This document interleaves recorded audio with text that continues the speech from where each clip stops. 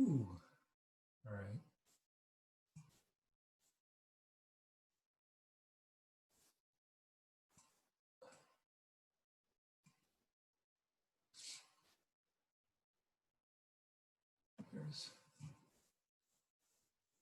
There it is. Huh? Yeah, I can see you. You're not muted. No.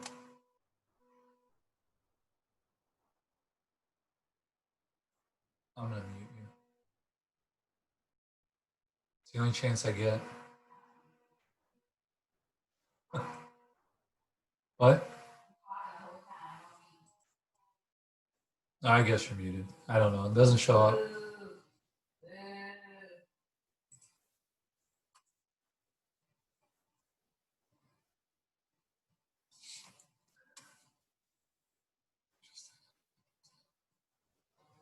Yeah.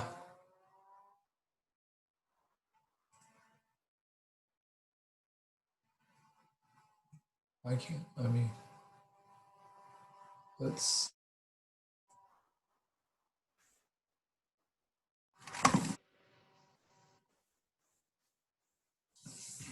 No.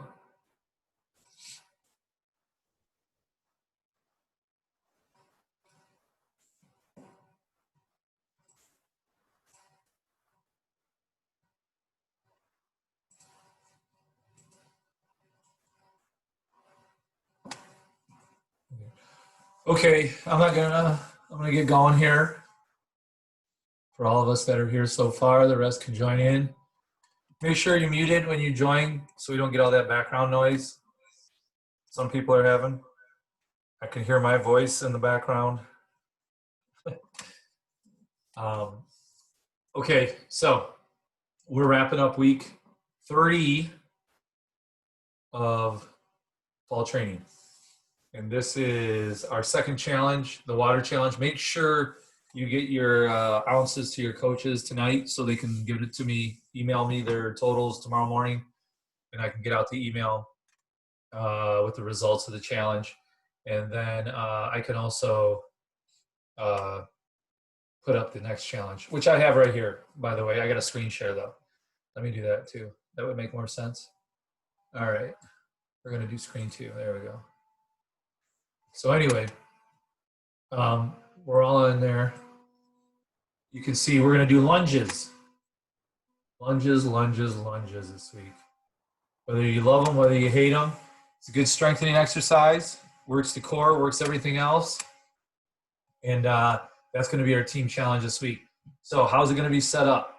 Well, in your training tilt, you see here, this is Sean's again, the irrepressible Sean Masters.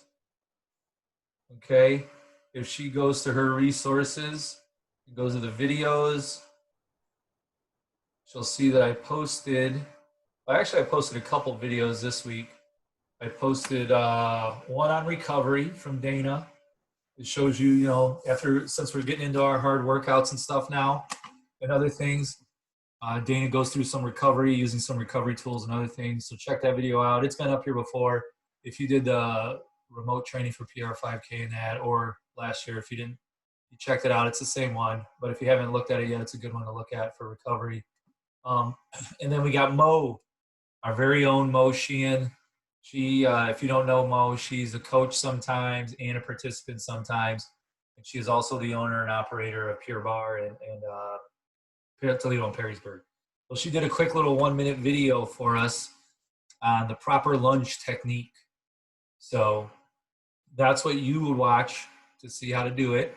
And then you will do the amount of lunges each day. And then you'll just let your coach know that lunges completed, or yes, I did them. You don't have to tell, you don't have to go into specifics, just yes or no, or if you did them or not.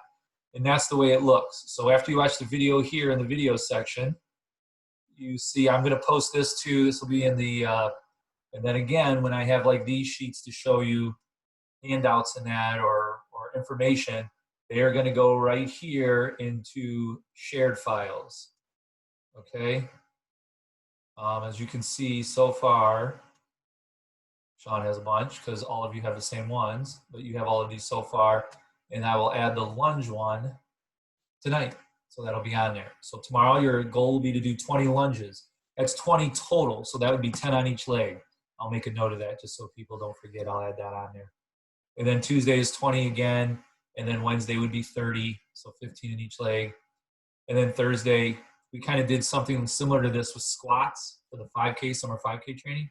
But now we're going to do lunges. And then Thursday is your rest or makeup day for one of those 3 days, Monday, Tuesday, Wednesday, if you missed one on accident or you're busy. Friday, 30 lunges. Saturday, 40 lunges. Okay? And then we'll give you the weekend because you got a long run on Saturday, and we'll let you relax on Sunday. That way you can submit your coaches will know already by the end of the week if you've done them all or not. And they can just tell me that over the weekend. So we're not rushing it a little bit because we're going to rush in the water one a little bit. And then Sunday you can use as a rest day if you want, or I'm sorry, Friday, Saturday, Sunday's the rest day, not the whole weekend. But Sunday you can use as a rest day or makeup day. Okay? You don't have to do them all at once. Okay, you can spread them out a little bit. If 40 or 30 seem a little challenging, you do 10, take a break, do 10 more later, whatever you want. But that's what we're going to do. We're going to do that. And then once you let them, oh, see, I still got squats on here. See, I like to use the same templates. I'll change it to lunges now. But anyway, what else? You had lunges completed in your athlete notes, or your coach might just ask you to let them know. I know my remote training group, I'll probably just have a sheet too to check them off on.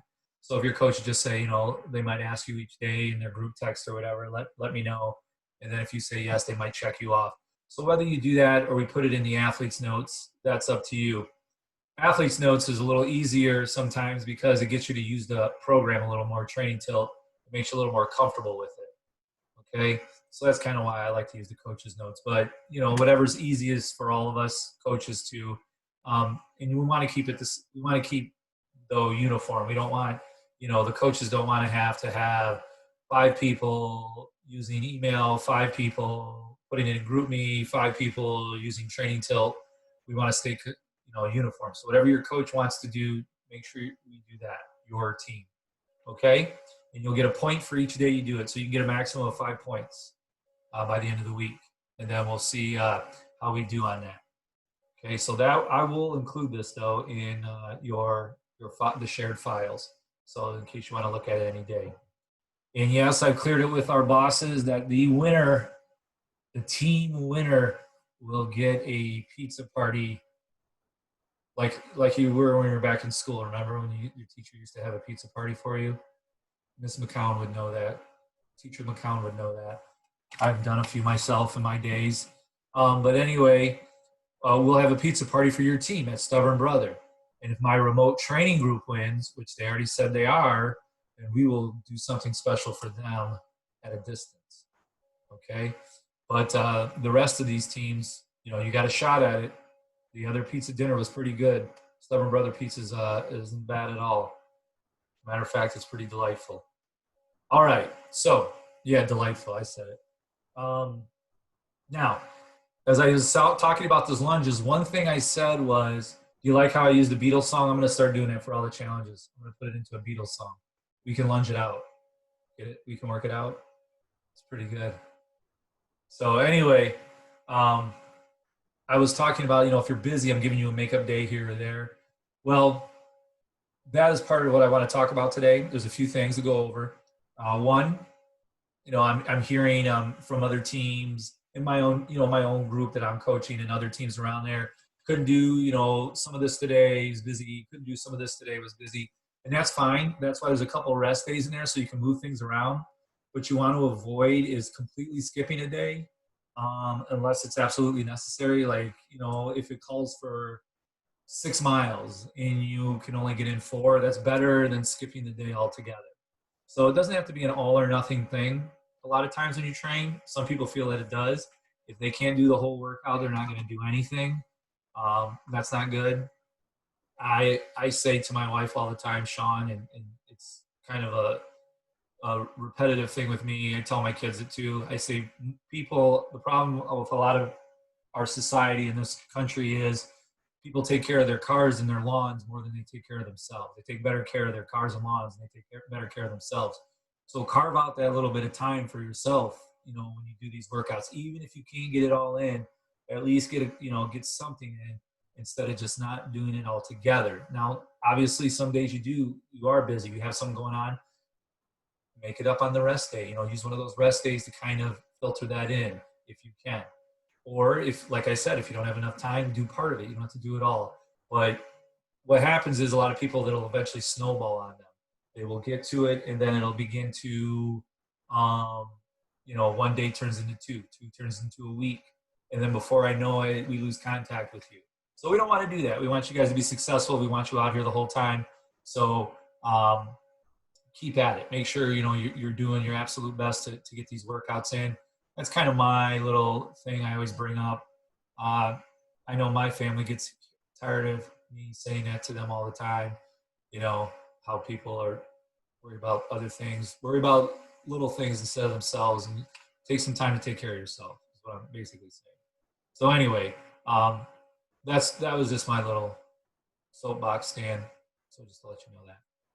All right. What else? Okay, long run pace. You hear me go over it every session. If you're new to this will be good for you. If you're old to this will be a good reminder for you. Stick to your pace. Stick to your pace. Don't get too fast. I noticed I had a slew of my remote trainers were going under their pace, and I know when the runs aren't that long right now, it's not that bad. You're doing okay, and you can handle it. But as the runs begin to increase, going fast is going to take a lot out of you. Could affect you down the road for other workouts. Could fatigue you, overly fatigue you when you don't need to be. Could also, lead to injury if you're going too fast all the time. It's just too much of a gamble. So stay within that parameter of your easy run, because those long runs, like I was telling one of my remote trainers, that once you get into double digit racing, once you get past that, get into 10 miles plus of racing, the long run begins to start taking center stage in your training.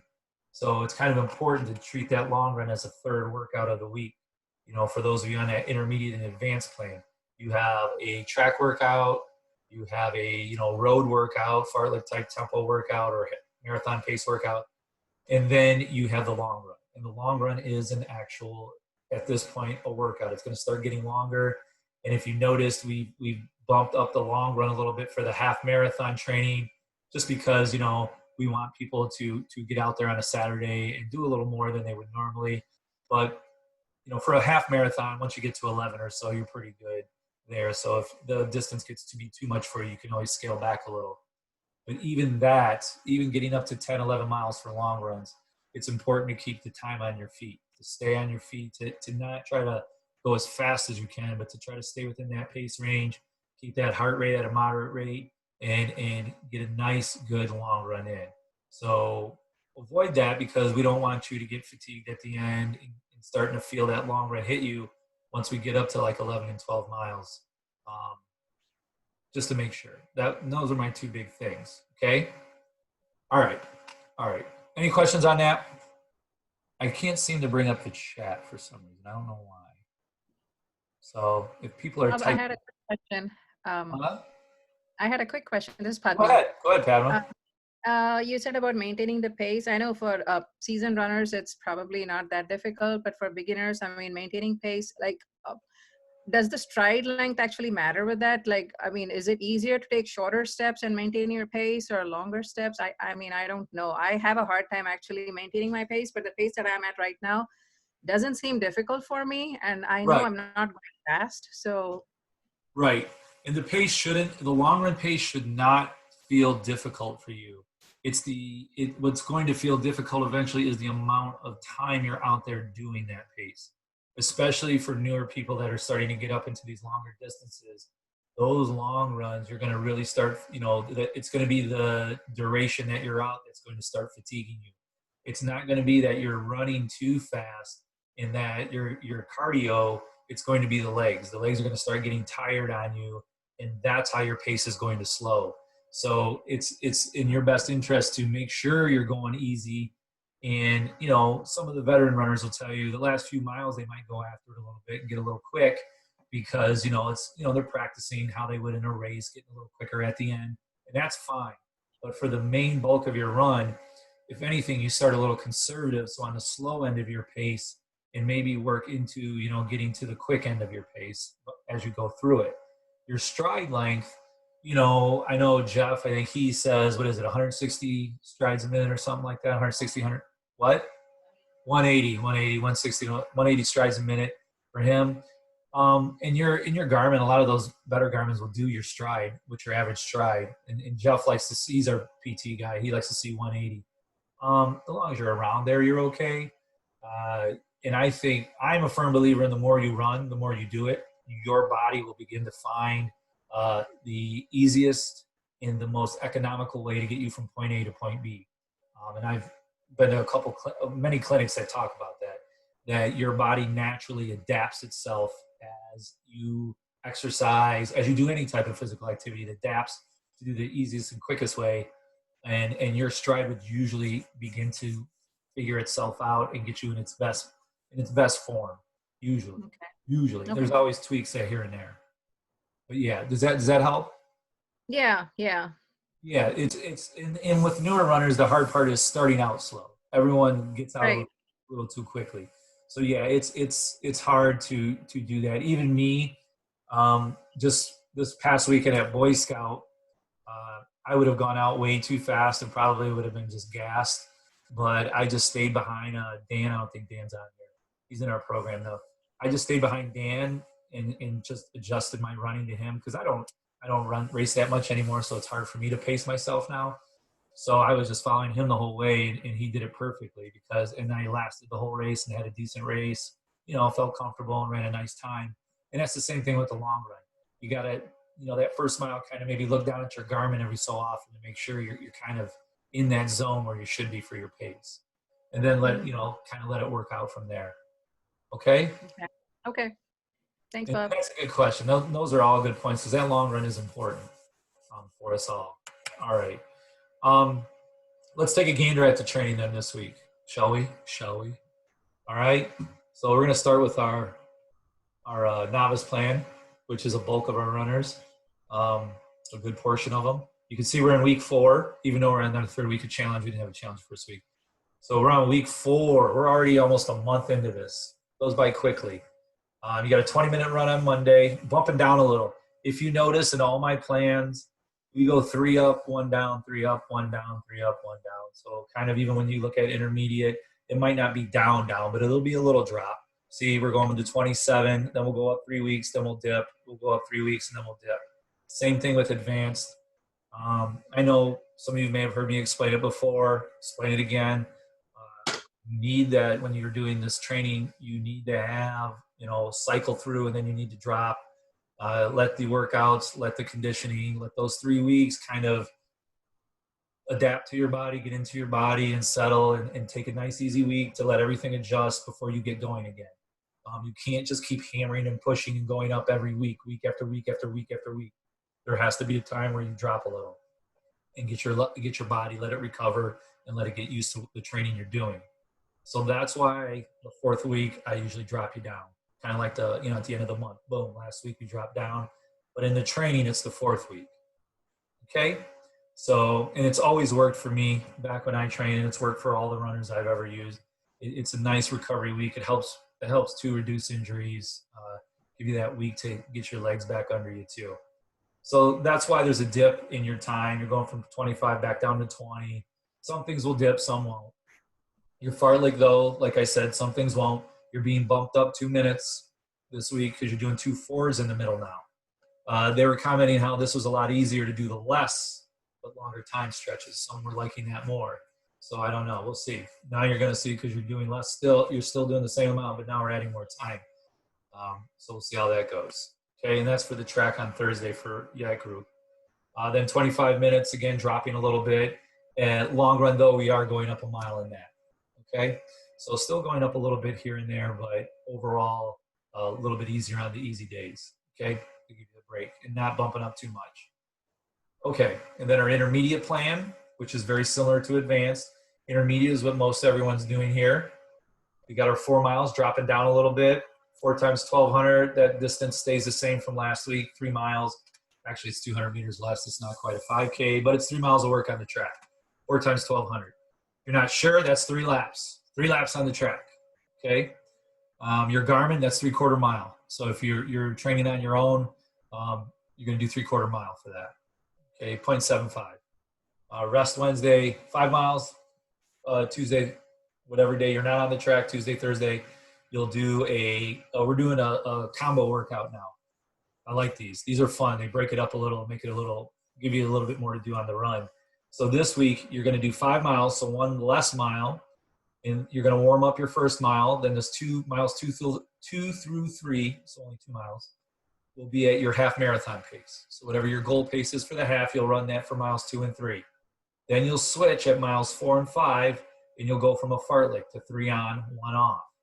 And you don't stop and take a break after those 2 miles HMP.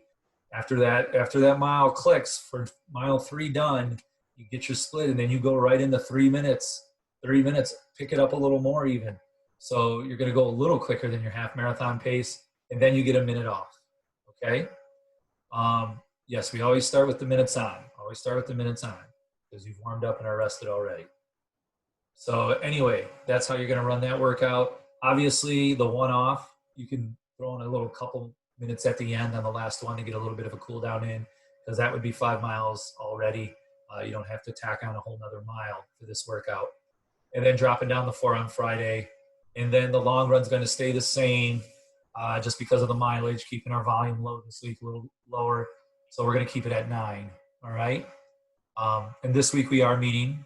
So go back, make sure you look at your plan, your files, shared files for where you're meeting this Saturday at 7:30 and where specifically in that Parker location.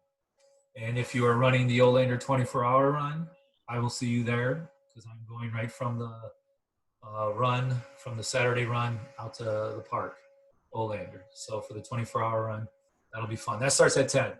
You get bored and you want to do your long run, you miss the morning run, we're going to be there 24 hours. There's going to be people running the whole time around Olander Park. Come on out and run with someone. I'm sure someone would love to have you along with them. But if you're not able to meet your group in the morning that week. Okay, and then advanced, you're doing 9. We're actually dropping you down a mile. So everyone's doing 9 this week, intermediate and advanced.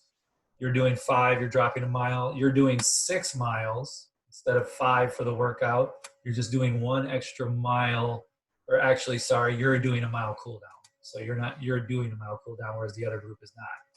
And then you're doing the same thing on the track as everybody. And then you have a 5 miler on Monday, tomorrow. Okay? And you're dropping down 2 to 30 from 34. So everyone's going to get a little break this week. Okay.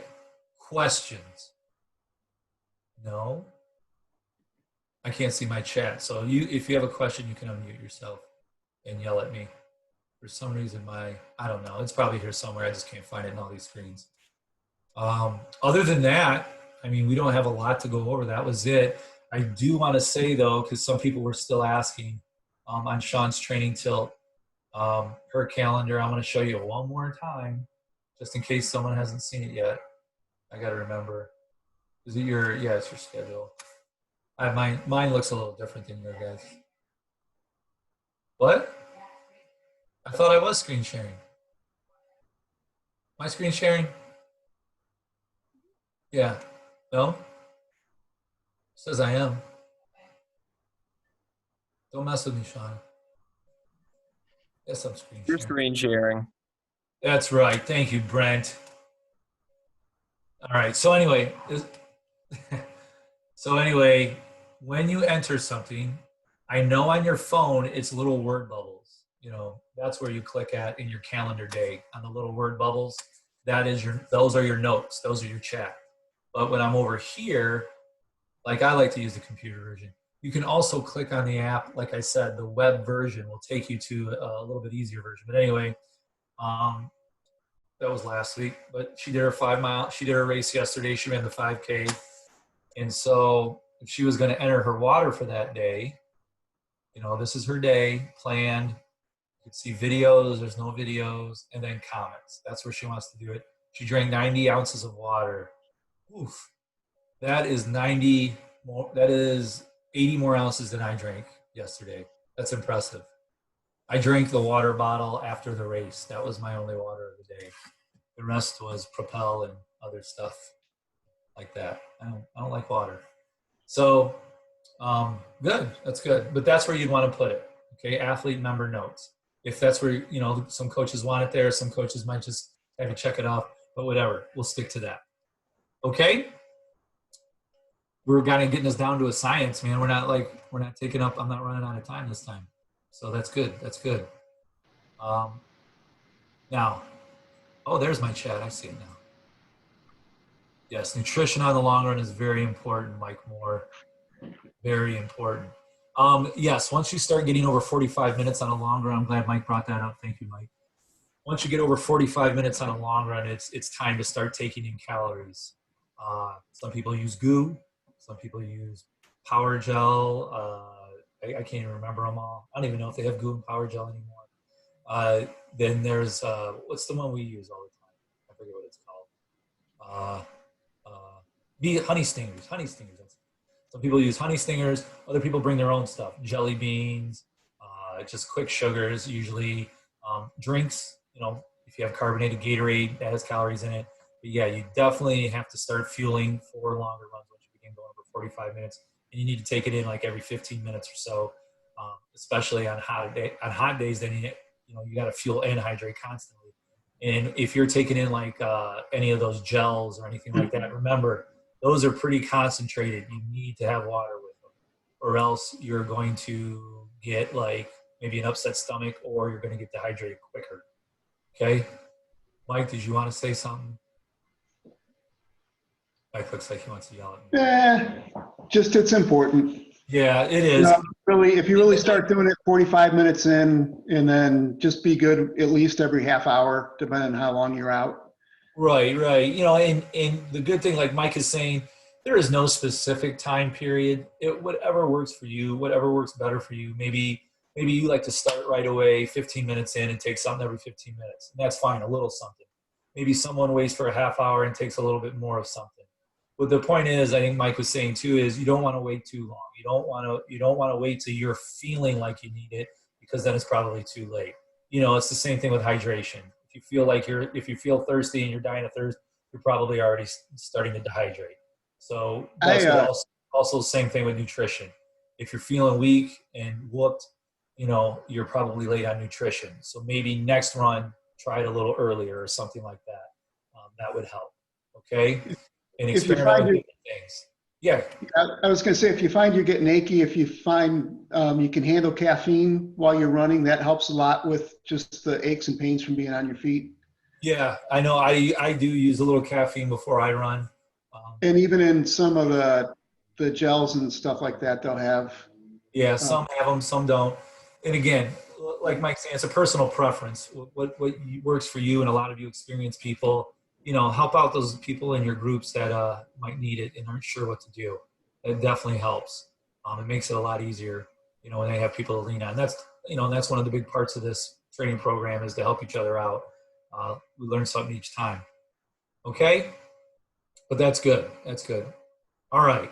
So this week, we got our track down. We got our road workouts going. The weather doesn't look to be too bad. It's going to be in the 80s a couple days, but nothing crazy I don't see. So we should be able to get some good running in.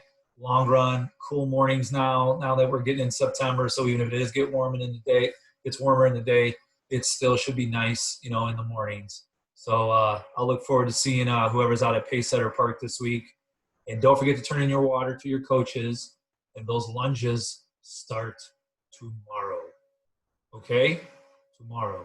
So don't try doing them tonight and thinking you're going to get an extra day in. You won't. All right, gang. If there are no other questions, I'll let you carry on with your enjoyable Sunday, because it is beautiful out there. Okay? All right? Good. All right. Thank you, Bob. See you later, guys. Thank you. See ya. Bye, Sean. I'll see you in 30 seconds.